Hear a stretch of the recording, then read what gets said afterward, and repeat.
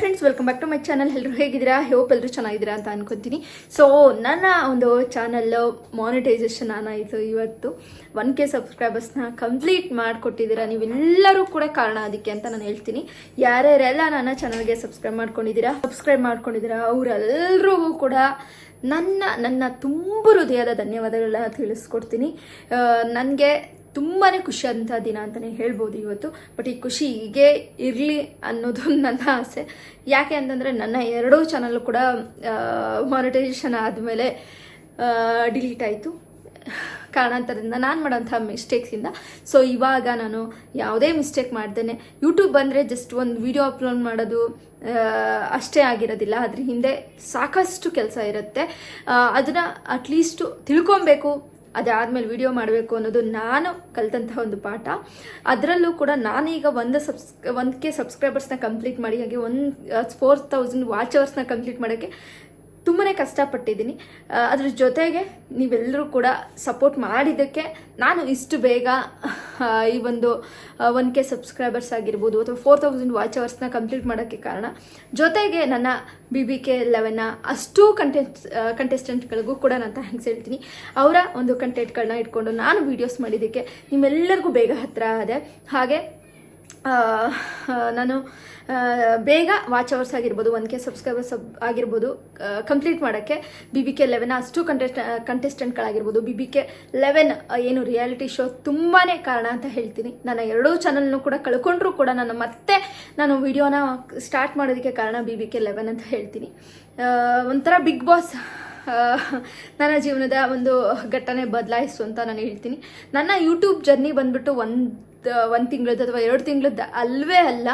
ನನ್ನ YouTube journey ಬಂದ್ಬಿಟ್ಟು ನಾನು ಯೂಟ್ಯೂಬ್ನ ಸ್ಟಾರ್ಟ್ ಮಾಡಬೇಕು, ನಾನು ಯೂಟ್ಯೂಬಲ್ಲಿ ಏನಾದರೂ ಒಂದು ಮಾಡಬೇಕು ಅಂತ ನಾನು ಅಂದ್ಕೊಂಡಿದ್ದು ಬಂದು 2018ರಿಂದ ನನಗೆ ಇಲ್ಲ, ನಾನು ಯೂಟ್ಯೂಬ್ ಮಾಡಬೇಕು, ಏನಾದರೂ ಮಾಡಬೇಕು ಅನ್ನೋ ಒಂದು ಹಂಬಲದಿಂದ ಫುಲ್ಲು ಫಸ್ಟ್ ಒಂದು ಚಾನಲ್, ಆ್ಯಕ್ಚುಲಿ ಎಷ್ಟು ಚಾನಲ್ಗಳ ಲೆಕ್ಕನೇ ಇಟ್ಕೊಳೋಂಗಿಲ್ಲ ಬಿಡಿ, ಎಷ್ಟು ಚಾನಲ್ನ ಮಾಡಿದ್ದೀನಿ.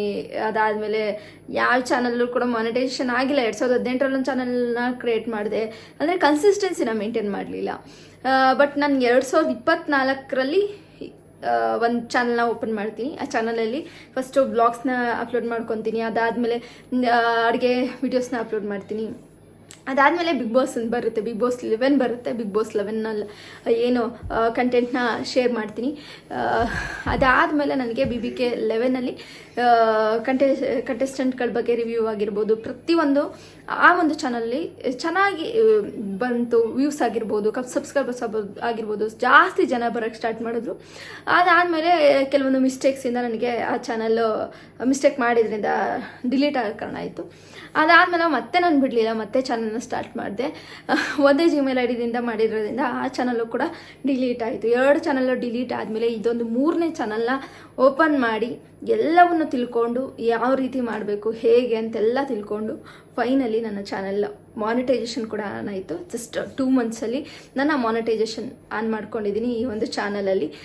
ನನಗೆ ತುಂಬಾ ಖುಷಿ ಆಗ್ತಾಯಿದೆ. ನಾನು ಮಾರ್ಚ್ ಎಂಡಿಂಗಲ್ಲಿ ಈ ಒಂದು ಚಾನಲ್ನ ಸ್ಟಾರ್ಟ್ ಮಾಡಿದೆ, ಅಥವಾ ಮಾರ್ಚ್ ಸ್ಟಾರ್ಟಿಂಗ್ ಅನಿಸುತ್ತೆ ಚಾನಲ್ನ ಸ್ಟಾರ್ಟ್ ಮಾಡಿದ್ದು. 4,000ಕ್ಕಿಂತಲೂ ಜಾಸ್ತಿ ವಾಚ್ ಅವರ್ಸ್ ಮುಗ್ದಿದ್ರು ಬೇಗ, ಬಟ್ ಸಬ್ಸ್ಕ್ರೈಬರ್ಸ್ ಮುಗ್ದಿದ್ದು ಇವತ್ತು. ಸೊ ಹಾಗಾಗಿ ನನ್ನ ಚಾನಲ್ ಇವತ್ತು ಮಾನಿಟೈಸೇಷನ್ ಆನ್ ಆಯಿತು. ನಿಮ್ಮೆಲ್ಲರ ಸಪೋರ್ಟ್ಗೆ ನಾನು ಇವತ್ತು ಥ್ಯಾಂಕ್ಸ್ ಹೇಳೋಕ್ಕೆ ಇಷ್ಟಪಡ್ತೀನಿ. ಎಲ್ರಿಗೂ ಕೂಡ ಥ್ಯಾಂಕ್ ಯು ಸೋ ಮಚ್. ನಿಮ್ಮ ಪ್ರೀತಿ ಮತ್ತು ನಿಮ್ಮ ಸಪೋರ್ಟು, ಪ್ರತಿಯೊಬ್ಬರು ಕೂಡ ಕಮೆಂಟ್ ಮಾಡ್ತೀರಾ. ನಾನು ಏನೇ ವೀಡಿಯೋಸ್ ಹಾಕಲಿಲ್ಲ ಅಂದ್ರೂ ಹಾಕಿದ್ರು ಪ್ರತಿಯೊಂದಕ್ಕೂ ನನ್ನ ಯಾರೆಲ್ಲ ಸಬ್ಸ್ಕ್ರೈಬರ್ಸ್ ಇದ್ದೀರಾ ಅವರೆಲ್ರಿಗೂ ಒಂಥರ ಪ್ರೀತಿ ತೋರಿಸ್ತೀರಾ. ಏನಂದರೆ ಯಾಕೆ ವೀಡಿಯೋ ಹಾಕಿಲ್ಲ ಮೇಡಮ್, ವೀಡಿಯೋ ಹಾಕಿ ಅಂತ ಕೇಳ್ತೀರಾ, ಪರ್ಸ್ನಲಾಗಿ DM ಮಾಡ್ತೀರಾ.